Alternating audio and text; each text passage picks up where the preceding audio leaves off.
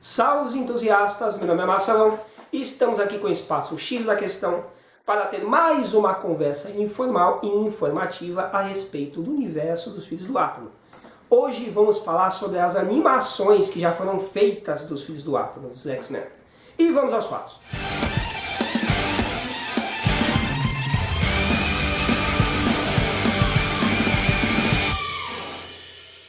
E vamos lá, né?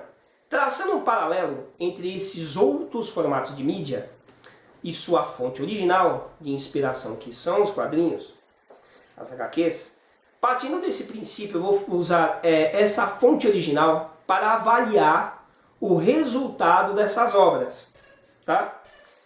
Vou levar em consideração personalidade dos personagens, os poderes dos personagens e a época dos acontecimentos que ocorreram, todos os fatos aí, né, que vão ser narrados para vocês. Mesmo porque essas animações sempre contam com as mesmas histórias já produzidas nos quadrinhos, entenderam?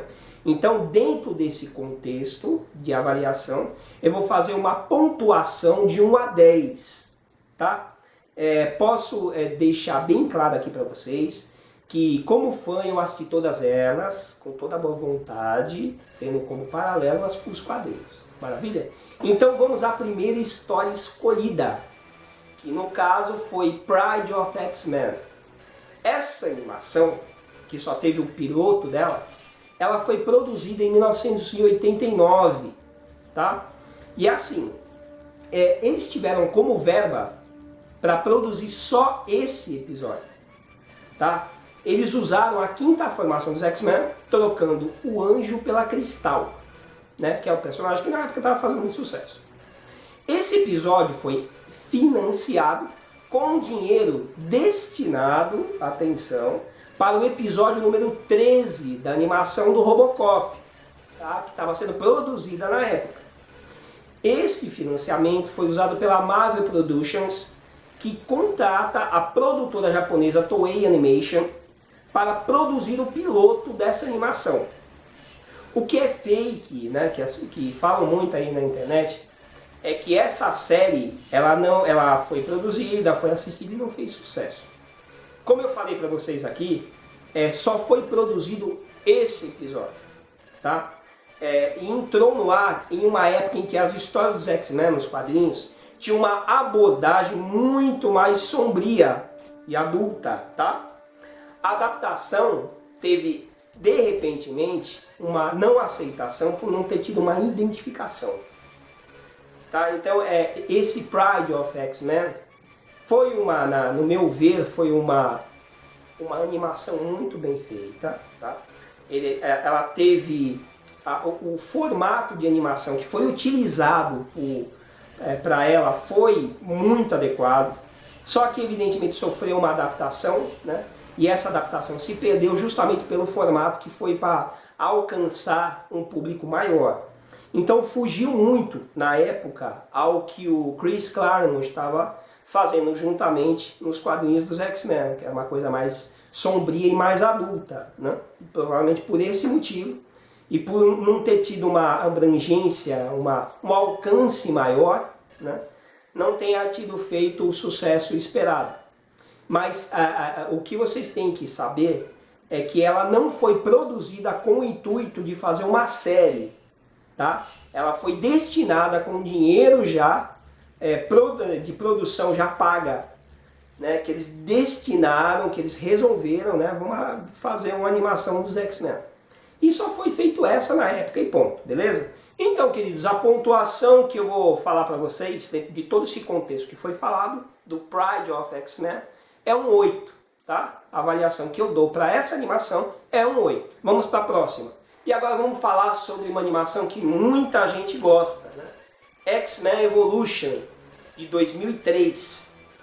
É um exemplo de juntar tudo dentro de um formato genérico de narrativa comercial, que conversava muito bem com as tendências de desenhos infantis e adolescentes da época, mas que não tinha nada a ver com os X-Men.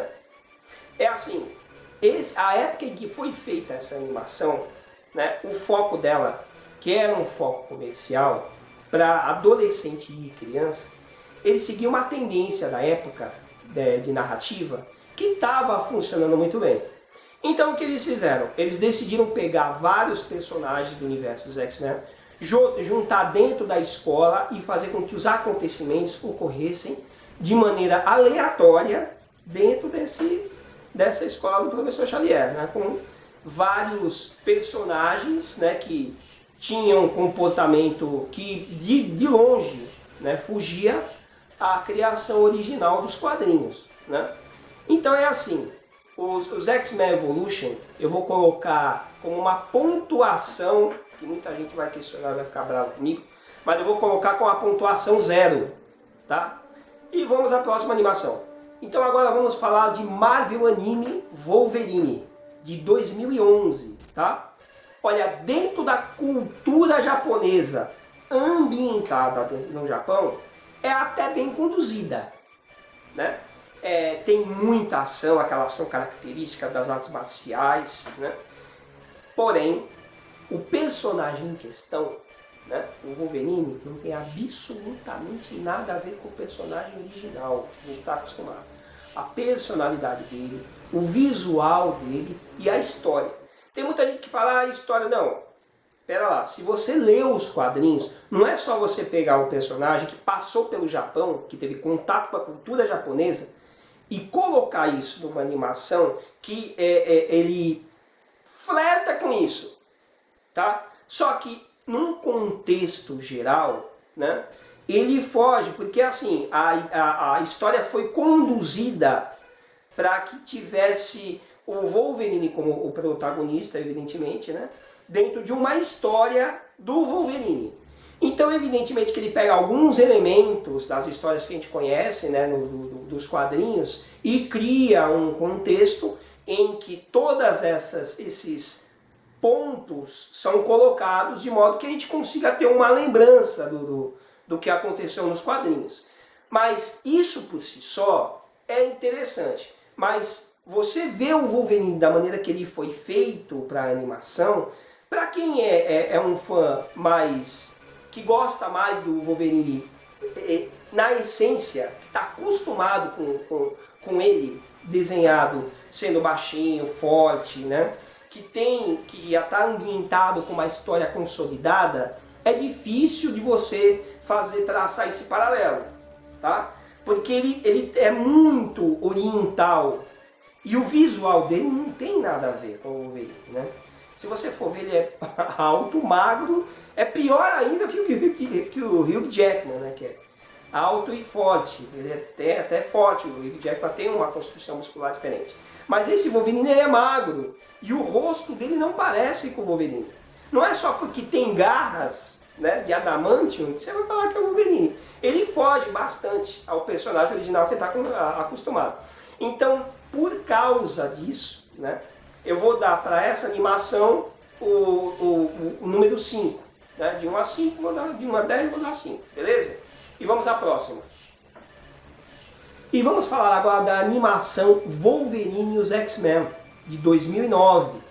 Segue a mesma premissa dos filmes, tá? Ofuscando o brilho e a importância de todos os personagens e colocando todos os holofotes no personagem Wolverine. O que mais me incomodou nessa animação foi a manifestação e a funcionalidade dos poderes dos personagens. Que, sinceramente, quem produziu isso aí nunca leu os quadrinhos. Porque esses pontos fundamentais, que é muito legal, porque afinal de contas é uma animação de ação, né? E a gente quer ver os personagens em ação, foi justamente a manifestação e a funcionalidade dos poderes dos personagens. Não é daquele jeito que funciona nos quadrinhos. Ou seja, se você fugiu a essa parte muito fundamental, que é os combates e a manifestação de como funcionam os poderes, você perdeu a essência, né?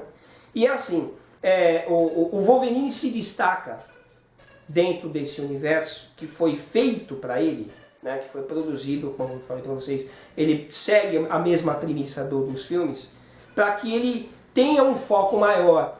E como cada personagem dos X-Men tem um peso muito grande nos quadrinhos, né? Você ofuscar isso, você perde a essência da obra, né? Que são os X-Men. Então, para essa animação, eu vou dar um 5, tá?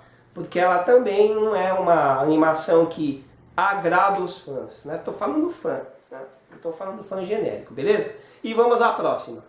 Bom, a animação que eu vou falar agora é uma que todo mundo gosta, né? Que é X-Men série animada de 1992, que tiveram 76 episódios com verba direcionada. E eu estou falando isso por quê? Porque o Pride of X-Men, como eu falei para vocês, né, foi feito com um dinheiro que era destinado para uma outra animação que não foi feita e eles decidiram fazer aquela animação. Só que no caso aqui dos X-Men, a série animada, ele já foi feito com o intuito de produzir vários episódios, tá? Foram adaptadas as mesmas histórias já contadas nos quadrinhos, atenuando a violência original, para alcançar um novo público. Foi escolhida a 8ª formação dos X-Men, trocando a Psylocke pela Jean Grey. As histórias épicas dos X-Men nos quadrinhos foram recontadas usando essa mesma formação, que na época era a mais popular dos quadrinhos, tá? Mas que seguia a sua própria cronologia, vocês entenderam? Porque o que estava acontecendo nos quadrinhos é que a 8ª formação, ela estava seguindo a sua cronologia original, tá? E eles pegaram a animação, que já tinha uma aceitação dos personagens que lia quadrinhos, e colocaram esses mesmos personagens, com essa troca que eu falei para vocês, na animação. É interessante que tudo nessa animação, para a época, e a época também era focar um público que não era necessariamente leitor de quadrinhos, deu tudo muito certo, né? Porque essa formação foi a formação que foi mais aceita comercialmente, tá? Porque a mais importante historicamente é a 3ª formação, que é o Colosso, Noturno e tudo mais, né? Que tem a Saga da Fênix, tem várias histórias icônicas e muito importantes dentro do universo dos X-Men e fizeram com que eles se tornarem consolidados, né? Então essa em questão, ela foi feita mais comercialmente, mas deu tudo muito certo, inclusive a abertura, né, que é icônica, né, que tem aquela música que todo mundo adora e tudo mais, tá? Mas se vocês pegarem essa mesma música e colocasse ela na Pride of X-Men, caso tivesse uma sequência de histórias, aquela mesma formação, queridos, teria o mesmo sucesso, tá? Então, essa animação, ela é uma animação que, indiscutivelmente, foi muito bem feita, alcançou o objetivo comercial, que foi para que foi feita, né? Porque, afinal de contas, a Marvel, no conceito de empresa, né? Evidentemente que ela tem que focar nisso, né? E tem que agradar, evidentemente. Ela teve um bom resultado e até hoje é o mais satisfatório dentro desse contexto, né? Foram 76 episódios e todo mundo gostou porque ela teve uma abordagem muito próxima dos quadrinhos. Mas também é bem mais atenuada, né, no sentido da violência, como eu falei para vocês. Tá?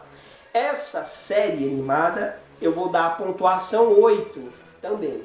Tá? É a mesma pontuação 8 que eu dei para o Pride of X-Men. Tá? Então vamos à próxima.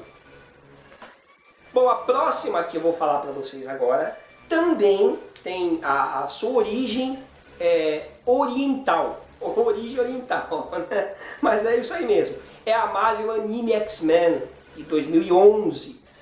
Uma das características das animações japonesas é trabalhar com emoções. E isso elas fazem melhor que ninguém. Tá? Sentimentos em sua plenitude. Sentimentos individuais e coletivos, que são muito explorados nos quadrinhos, escritos pelo Chris Claremont. E o mais importante, é uma obra já conhecida amplamente, né? Porque, na verdade, como o universo dos X-Men tem 58 anos, né? você na condição de fã, você tem que saber que é pelo menos a base das histórias dos X-Men. Né? Aquela coisa de você trabalhar com preconceito, de você unir os personagens num ambiente em que tem um professor que vai treinar os poderes deles, né? Isso é comum em todas as histórias. Então esses pontos fundamentais todo mundo tem que conhecer. E quando você conhece esses pontos, você tem que trabalhar muito bem esses elementos, né? Para a coisa poder funcionar. É importante primeiramente dizer quando os fatos aconteceram, tá? Que muitas obras de adaptação não se prendem a isso, e isso é fundamental, porque senão se não tiver um ambiente com essa base, você vai destoar e você não vai compreender, né, do porquê aqueles elementos estão lá, para que eles funcionem muito bem. E assim, não é só quando, é com quem, e quando você fala com quem, você vai estar utilizando os personagens, você tem que conhecer as personalidades e poderes desses personagens. Por incrível que pareça, eu assisti todas as animações, e essa animação em questão, que estreou no finado canal por assinatura, o G4, ela não foi amplamente divulgada na época, tá? Não tiveram tanto acesso. Que muita gente também fala, não fez sucesso porque não teve aceitação, ela não foi muito divulgada. E essa, por incrível que pareça, é a que mais se aproximou dos quadrinhos. Tá? Posso garantir para vocês. Por todas essas questões. Os poderes e a manifestação dos poderes dos X-Men foram respeitados. A ação, que é a ação característica das animações orientais, ela tá lá e é rasgada. É muito legal ver os X-Men em ação. Para quem sabe animar a ação. Para quem sabe organizar e arquitetar a ação de maneira dinâmica. Isso os japoneses fazem melhor do que ninguém, né? E é assim, tem vários elementos que como eu disse para vocês nos vídeos, na pontuação anterior de todas as outras animações, eu dei as pontuações de acordo com o que menos se aproximava da obra original, certo? Então a pontuação que eu vou dar para essa animação, dentro de um contexto geral da obra original, é 9. Ela é mais próxima ainda da criação original que a animação de 92. Tá? Porque, tirando alguns aspectos que são do Oriente, que não bate, evidentemente, com a obra ocidental, que é aquela coisa exagerada das expressões, sabe o que eles fazem? Que é uma coisa, que é uma característica do desenho japonês, e aquela coisa de eles terem, colocarem muitos vilões gigantes, que é deles mesmo isso daí. Tirando essas características orientais, a forma com que os X-Men agem como equipe, tá? A forma com que os poderes dele, os personagens individualmente são valorizados, no caso o Cíclope, as suas imperfeições e como ele é um líder de fato, os corpos deles, né? É muito interessante que eles são muito bem construídos, né, dentro da anatomia deles. E até o próprio Wolverine, que na animação, o anime do Wolverine não ficou bom, a caracterização dele, nesse ficou. Eles respeitaram a altura dele, a força dele, a constituição muscular dele. Né, eles fizeram o fator de cura dele funcionar de maneira espetacular, como funciona nos quadrinhos. Tá? Mas é engraçado que no caso da Tempestade eles já mudaram alguma coisa. O aspecto do poder dela não está de acordo com o que a gente está acostumado esperando ver nos quadrinhos. Né? Que ela tem aquele poder muito maior e tudo mais. Mas se vocês forem ver o Xavier, o professor Xavier, o Fera, tá? A origem da armadura, tá? O comportamento do Scott, a ambientação pós-morte da Jean Grey, eles respeitaram. Lembra que eu falei para vocês do tempo? Então essas coisas, esses aspectos estão nessa animação, tá? E ninguém pode negar. Evidentemente que tem pontos negativos, é por isso que eu não dei um 10, não dá para dar um 10. Mas ele recebe um 9 sim, com louvores. Porque isso que eu estou falando para vocês, que fizeram com que os X-Men se tornassem grandiosos, está nessa animação. Apesar de não ser original do Japão, a equipe responsável por ela entendeu o que são os X-Men e como eles funcionam nos quadrinhos e conseguiram colocar nessa animação. Eu não sei se vocês vão gostar dessa minha avaliação, né, porque eu sou muito fã xiita dos X-Men, eu sou historiador de X-Men, né, e ao longo desses anos, evidentemente, que eu espero ver uma coisa muito boa. E até então, até essa animação aparecer, a animação de 92 era a mais próxima dos quadrinhos, né? Mas depois que eu assisti a essa nova animação, né, que deveria ter tido uma continuidade, e infelizmente não teve, eu coloquei ela como a número 1, né? E depois vem as outras. Bom, eu espero que vocês tenham gostado desse vídeo do Espaço X da Questão. Tá? Dá um like pra gente, que é muito importante. Inscreva-se no canal, acompanhe a cronologia dos X-Men nos nossos vídeos, né, que são semanais. Um abraço e até os próximos vídeos.